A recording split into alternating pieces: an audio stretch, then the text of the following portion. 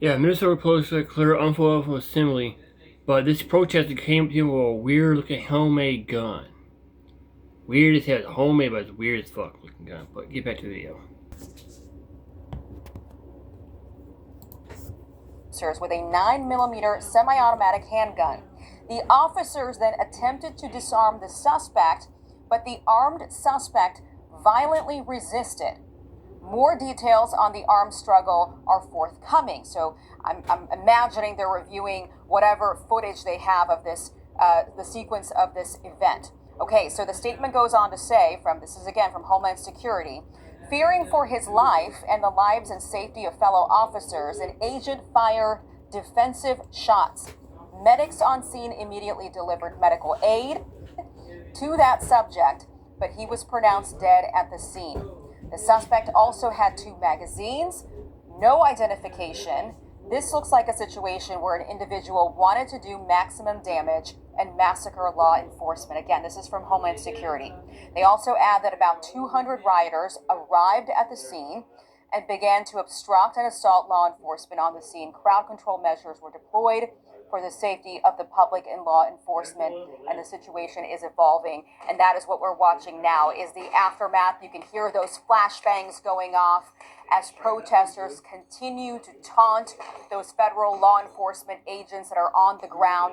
State police has also now been sent in by the governor's office, but the governor is calling on the president to basically take ICE out of his state.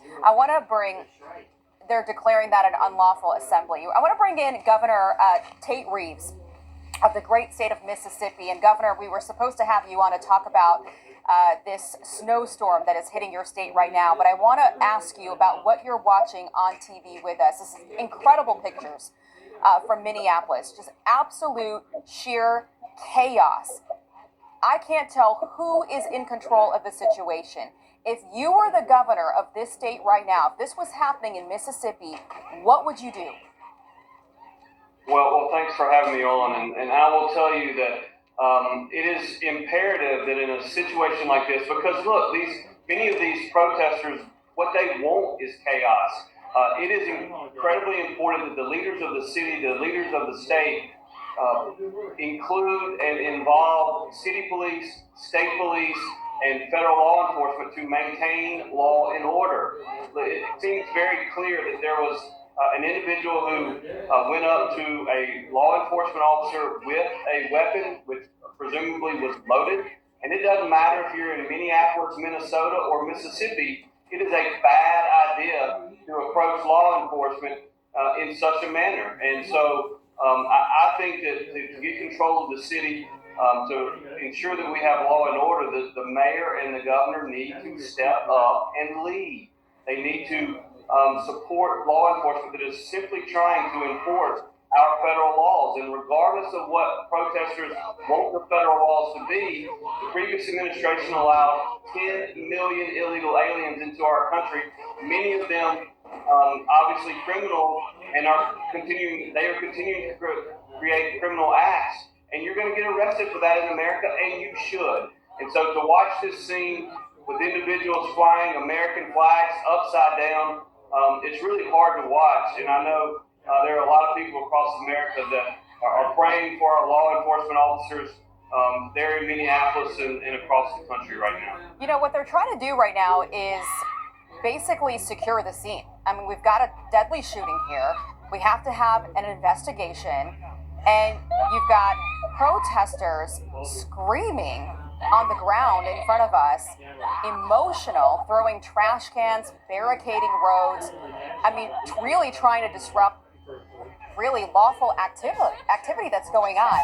I wonder, you know, we're watching some of these state police officers who are clearly, I mean, they're sent there to try to make sure that people don't cross the boundaries of this investigation. But we're not seeing them really make any arrests. Should they be involved in making arrests? And who else would you have sent in there to help federal authorities?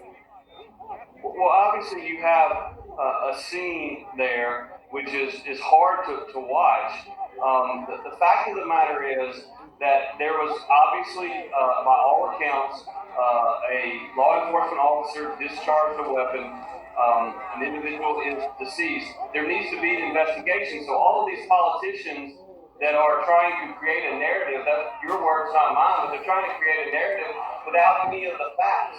The law enforcement on the scene, it appears to me, are trying to secure the scene so that that investigation can occur, so that we can get facts as to exactly what happened and why the weapon was discharged. And the protesters were trying not to allow the federal law enforcement vehicles even through, so that they could get the investigation done and started. And I think it's making the situation worse, not better. Again, local law enforcement, which would be city police, state law enforcement, which in our state would be state troopers. And if that is not enough manpower to secure the scene, then the National Guard should be called up, because in America, law and order is incredibly important. And I think we have seen in Minneapolis over the last couple of weeks, and I think quite frankly we've seen it before the last couple of weeks, that the kinds of protests that are going on make that place less safe, not more safe. I mean, based on what you're looking at right now with me, would you have sent in the National Guard already? Well, again, every situation is different, but there is no doubt that the federal law enforcement officers, the ICE officers, the Border Patrol officers that are attempting to maintain law and order, that are attempting to arrest those who are known criminals that have come into our country illegally, they need the support of local, state, and federal resources. And if it takes deploying the National Guard to do that, then yes, absolutely the Guard should be deployed. You know, that's the whole point of this, right? That's the whole back and forth between Democrats and Republicans, the protesters and the ICE agents. Democrats want ICE to leave. The governor wants ICE to leave. But Department of Homeland Security says, look, if you just work with us, if we could just work together, we would be able to go and get these illegal immigrants, you know, in a safer, more coordinated manner, right? I mean, they're conducting lawful arrests. These are people that they're looking for have active detainers out for their arrest. This would not be happening, do you think, if the state would just cooperate with ICE? Well, the notion that politicians would say that the federal law enforcement officers should not enforce federal law is just silly. It makes absolutely no sense whatsoever. The fact of the matter is, law enforcement job is to enforce the laws. It is to maintain law and order, and they should do that whether it's in Mississippi or in Minneapolis, Minnesota. It doesn't matter. We have federal laws that have to be adhered to, and we know that there are literally 10 million individuals that the previous administration allowed into our country, some of whom are murderers, some of whom are other criminals, and there needs to be, they're going to get arrested, and that's just what's going to happen under this new administration, largely because the President Trump, ran on doing exactly this. He ran on securing our border because he believes, and as he should, that a nation without borders is not a nation at all. Okay. Well, thank you very much, Governor, for jumping in on this breaking news. I know you've got a winter storm and you've got people to look out for, so thanks for jumping in and helping us understand the situation a little bit better. Hey everyone, I'm Emily Campagno. Catch me and my co-hosts Harris Faulkner and Kaylee McEnany on Outnumbered every weekday at 12 p.m. Eastern, or set your DVR. Also, don't forget to subscribe to the Fox News YouTube page for daily highlights.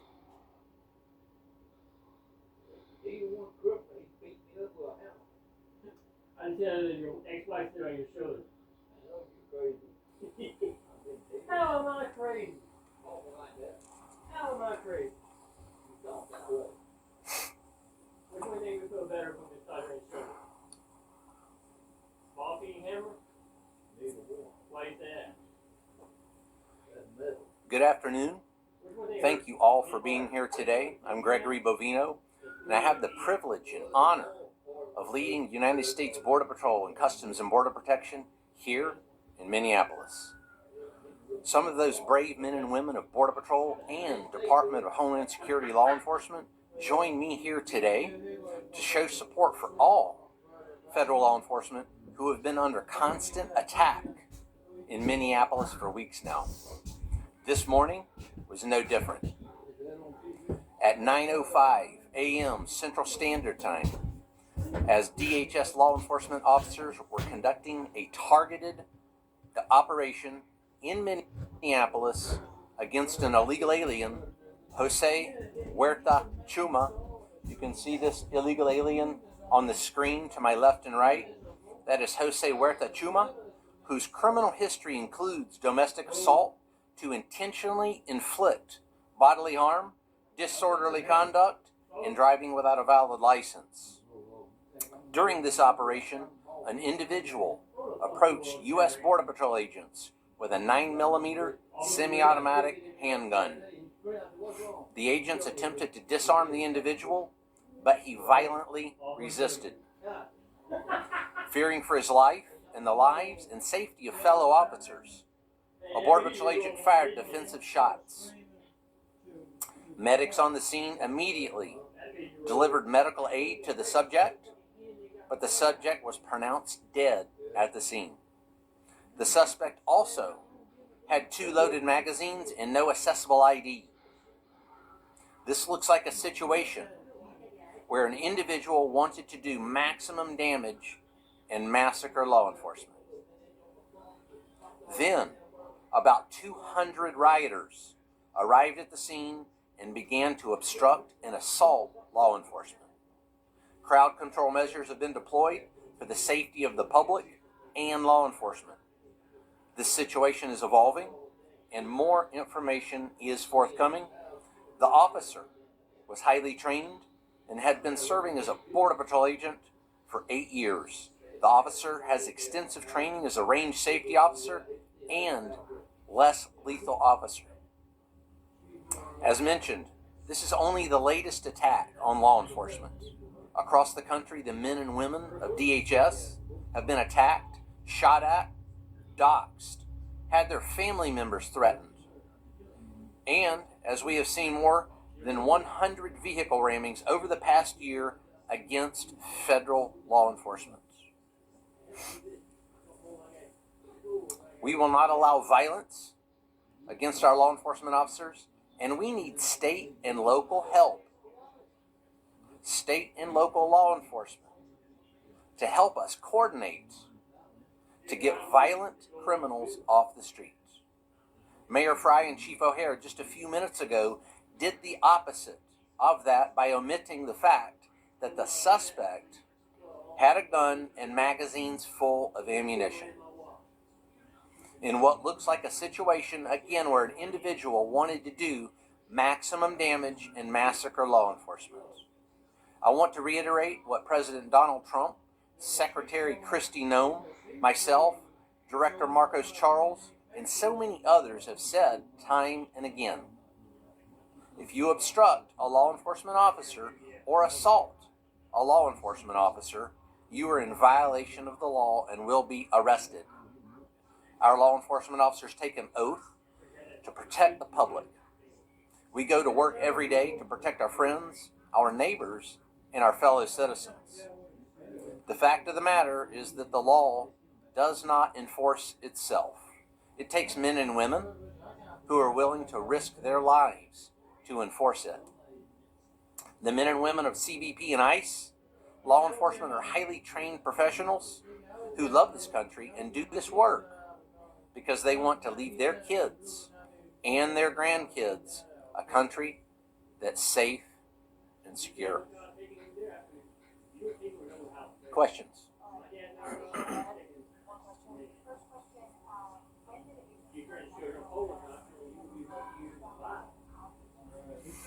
Allie, this situation again is evolving. This situation is under investigation. Those facts will come to light. This particular incident is being investigated just like we investigate other similar incidents like we've done over the past several years. It's in the hands of professionals. Those facts will come to light.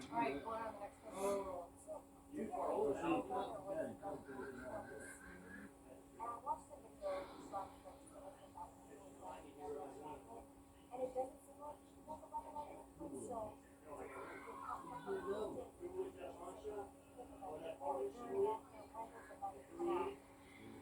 Again, this situation's evolving. This is under investigation. Those facts will come to light. But let's take a look at the gun. You can see the gun here on the screen there that individual possessed. It appears to be a semi-automatic, high-capacity type, possibly a Sig Sauer 9mm. All right, no more questions. Sorry, no more questions, sir.